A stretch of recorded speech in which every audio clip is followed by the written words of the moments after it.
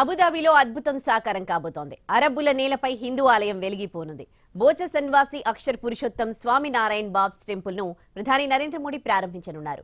భారత కాలమానం ప్రకారం ఈ ఉదయం 8:45 స్వామినారాయణ్ ఆలయ ప్రారంభోత్సవం ఉంటుంది.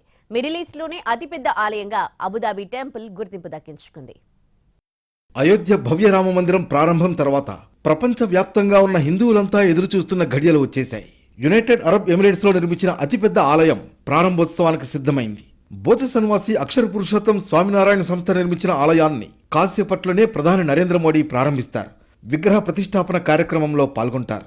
ఆలయం ప్రారంభోత్సవం కోసం ప్రధాని నరేంద్ర మోడీ ఇప్పటికే అబుదాబి చేరుకోగా ఘన స్వాగతం లభించింది. ఆ తర్వాత యుఏఈ అధ్యక్షుడు Sheikh Mohamed bin Zayed Al నహ్యాన్తో చర్చలు జరిపారు. వాణిజ్య పెట్టుబడులు, ఇంధనం, డిజిటల్ రంగాల్లో సంబంధాల విస్తరణపై విస్తృతంగా చర్చించారు. పలు అవగాహన ఒప్పందాలపై సంతకాలు జరిగాయి. అబుదాబిలో ఆలయాన్ని నిర్మిస్తామని 2015లో అడిగిన వెంటనే యుఏఈ అధ్యక్షుడు అంగీకరించారన్నారు మోడీ. ఎక్కడ కావాలంటే అక్కడ ఆలయం కోసం స్థలమిస్తామని చెప్పారని గుర్తు చేశారు. ఇక అబుదాబిలో 27 ఎకరాల్లో నిర్మించిన హిందూ దేవాలయంలో మొత్తం 7 శిఖరాలు యుఏఈలోని 7 ఎమిరేట్స్ ను సూచిస్తాయి. అబుదాబి, యుఏఈ, దుబాయ్, షార్జా ఇలా మొత్తం 7 ఎమిరేట్లకు ప్రతీకగా 7 గోపురాలను నిర్మించారు. ఆలయంలో 2 గోపురాలు, 7 శిఖరాలు, 402 స్తంభాలు ఉన్నాయి. ఈ ఆలయాన్ని 700 కోట్ల రూపాయలతో నిర్మించారు. ఒక్కో స్తంభంపై దేవతల శిల్పాలు, నెమళ్లు, ఏనుగులు, ఒంటెలు, సూర్యచంద్రులు, సంగీత పరికరాలు వాయిస్తున్న విద్వాంసులు ఇలా అనేక శిల్పాలను చెక్కారు. ఆలయ ప్రధాన ద్వారం దగ్గర 3D విధానంలో ఏకశిలపై అయోధ్య రామమందిర నమూనాను రూపొందించారు.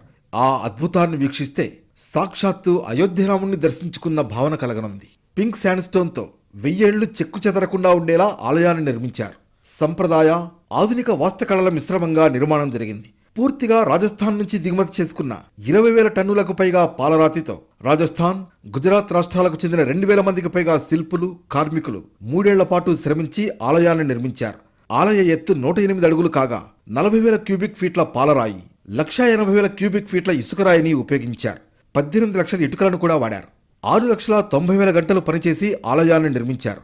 యుఏఈలోని వేడిని తట్టుకునేందుకు రాజస్థాన్ నుంచి ఇటాలియన్ పాలరాయి, ఇసుకరాయిని నిర్మాణంలో ఉపయోగించారు.